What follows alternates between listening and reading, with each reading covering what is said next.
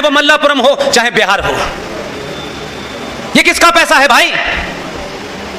लेकिन 2013 में जो सबसे बड़ा जघन्य अपराध हुआ है, सबने चुप्पी साधी हुई है।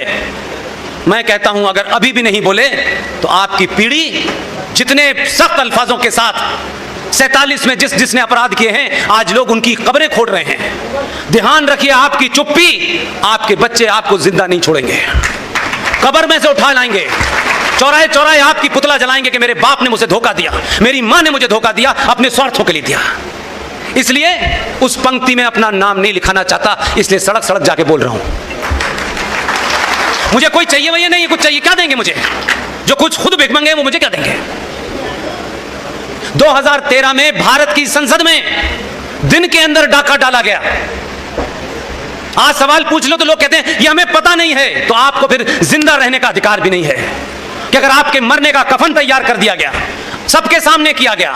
2013 में टेलीविजन था, लोकसभा राज्यसभा की प्रोसीडिंग लाइव होती थी, तब भी आपने नहीं देखी। आप कह सकते हैं कि हम तो पता नहीं चला, अखबार की खबर नहीं पड़ी। भाई घंटों चली। आज तो पिछले 10-15 साल से आपके हाथ में संचार क्रांति का एक छोटा सा आला है, आप उसके माध्यम से भी नहीं जानना चाहते। इसमें कसूर किसी का नहीं है, आपका है।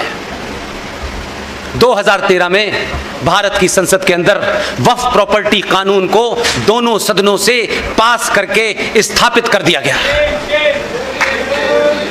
शेम का मामला नहीं है, शेम तो बड़ा लाइटर वर्ड है। कभी कभी बच्चे नंगे घूमते कहते शेम शेम शेम, इतना ही है, इसकी इंटेंसिटी नहीं समझ रहे आप। वक्फ प्रॉपर्टी कानून का सेक्शन 40 एक सेक्शन बता रहा हूं मैं, सेक्शन 40 वक्फ प्रॉपर्टी कानून 2013।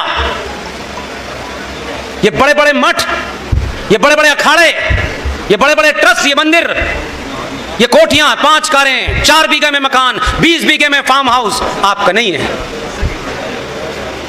अपनी अपनी दुकानें चलाइए, ये मेरा आश्रम है, वो मेरा मठ है, मैं यहां का ठेकेदार हूं, मैं वहां का ठेकेदार हूं। आप कहीं के नहीं, आपको पता ही नहीं है, आप सिर्फ समय पास कर रहे हैं, क्योंकि सच बोलने की हिम्मत नहीं है। जब सच बोलोगे तो अपना कुछ छोड़ना पड़ेगा। सेक्शन 40 ने यह ताकत दी है भारत की पार्लियामेंट ने। वक्फ प्रॉपर्टी कानून 2013 में वक्फ बोर्ड के 2 जाहिल मौलाना इसी डीएस कॉलेज के हॉल के बाहर इसका मुआयना करें, आपको बताएं या ना बताएं, कानून है ये। और उसमें कहा गया है 40 में, if they feel, if they understand, अगर उन्हें यह लगता है और उन्हें यह महसूस होता है कि यह हॉल वक्फ की प्रॉपर्टी पे बना हुआ है। वो कानून क्या कहता है अगली लाइन में? वो 2 बेवकूफ किस्म के मौलाना जो यहां जाएं और कहें कि ये डीएस कॉलेज का हॉल जो है ये वक्फ प्रॉपर्टी पे बनाए, हम ऐसा मानते हैं, ये कानून कहता है। उनको ये इजाजत दी गई है कि the immediate competent authority of that area, whether it's district magistrate और एसपी सिटी और एसएसपी और एमडीसी और व्हाटएवर यू कॉल इट, उनको आदेश देने का अधिकार है कि वो 2 मौलवी भारत यहां अलीगढ़ के डिस्ट्रिक्ट मजिस्ट्रेट को ऑर्डर करेंगे कि इस जगह को 24 घंटे में खाली कराया जाए।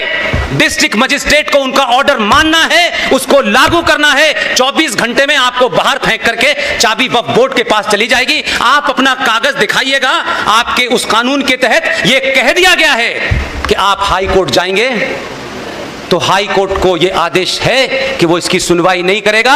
कानून के हिसाब से वक्फ प्रॉपर्टी बोर्ड का जो ट्राइब्यूनल है उसमें आपको अपनी अर्जी लगानी है। जिसने आपका कत्ल किया है उसी से आप भीख मांगेंगे ये जमीन मेरी है। 90% इस देश में यह काम चालू हो गया है।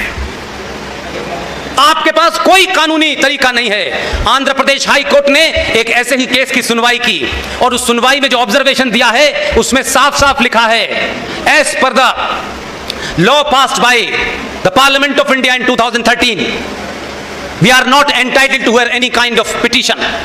You have to go to the Waqf board. आपको वक्फ बोर्ड में जाकर के मिन्नतें करनी है कि उनको नहीं साबित करना है, उनसे कोई डॉक्यूमेंट नहीं पूछा जाएगा। इसकी ताजा मिसाल अभी 2 महीने पहले हुई है, आपके सामने इसलिए रख रहा हूं कि कुछ भी ऐसा नहीं है कि हो रहा है आइसोलेशन में आपको पता नहीं है।